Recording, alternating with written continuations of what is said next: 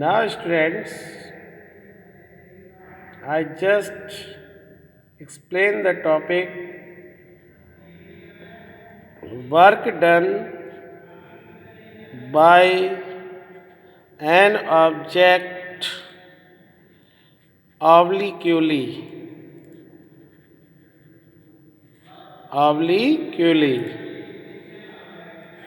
Topic है कि अगर कोई ऑब्जेक्ट ऑब्लिक्यूली वर्क डन कर रहा है तो how can you find the work done. तो student, suppose that this is a toy car. ये एक टॉय कार है स्टूडेंट, और इसमें एक यहाँ पे थ्रेड हम बांध देते हैं, थ्रेड। और स्टूडेंट, एक जो बच्चा है वो इस कार को जो है थ्रेड की हेल्प से खींच रहा है, और ये कार इस टाइप से डिस्प्लेस कर रही है। तो डिस्प्लेसमेंट की डायरेक्शन ये है स्टूडेंट, और फोर्स की डायरेक्शन ये है। यहाँ फोर्स और डिस्प्लेसमेंट के बीच में एक एंगल बन जाता है, that is called the theta. Student, तो ये कार पे जो फोर्स की डायरेक्शन है वो ये है, और डिस्प्लेसमेंट की डायरेक्शन यहाँ पे ये है। तो स्टूडेंट, वर्क डन कैसे फाइंड आउट किया जाएगा? तो यहाँ पे वर्क डन फाइंड करने का जो फार्मूला है वो ये है, work done W equals to force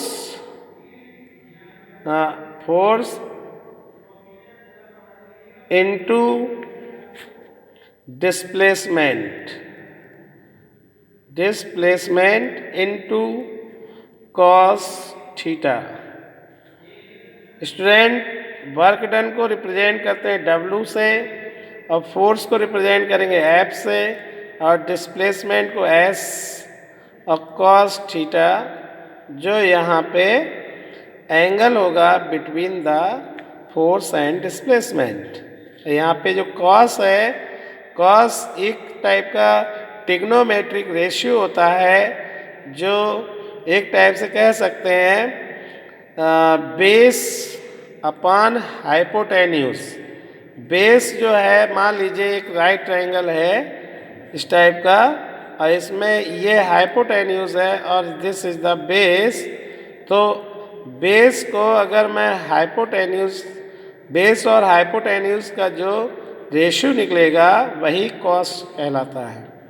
तो यहाँ पे कॉस थीटा स्टूडेंट जो है एंगल है between the force and displacement. तो this formula is used to calculate the work done by an object obliquely। अगर कोई ऑब्जेक्ट ऑब्लिक्यूली किसी एंगल से वर्क करता है तो वहाँ पर वर्क जो फाइंड आउट किया जाएगा वो F into S into cos theta. तो स्टूडेंट, यहाँ पर कॉस थीटा की कुछ वैल्यू हैं जो आपको नोट डाउन करना है।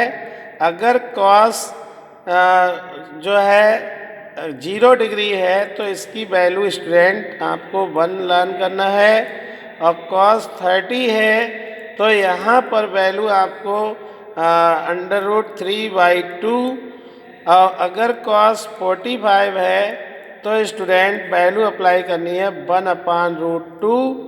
ओके, अगर कॉस 90 डिग्री है तो वैल्यू अप्लाई करनी है 0। स्टूडेंट, अगर कॉस जो है स्टूडेंट यहाँ पे 60 था, कॉस 60, तो स्टूडेंट वैल्यू अप्लाई करनी है 1/2। तो these are the values of some angles.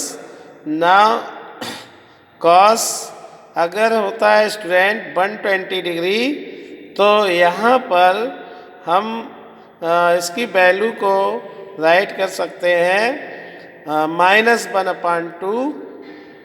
अगर कॉस 135 डिग्री है तो इसकी वैल्यू आपको अप्लाई करनी है -1/√2।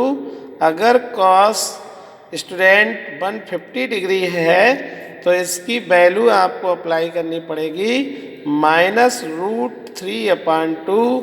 अगर कॉस 180 डिग्री है तो इसकी वैल्यू अप्लाई करनी पड़ेगी -1। तो student, these values you have to learn because these value are used in numericals. So student, learn these values and in this way you can understand work done by an object obliquely.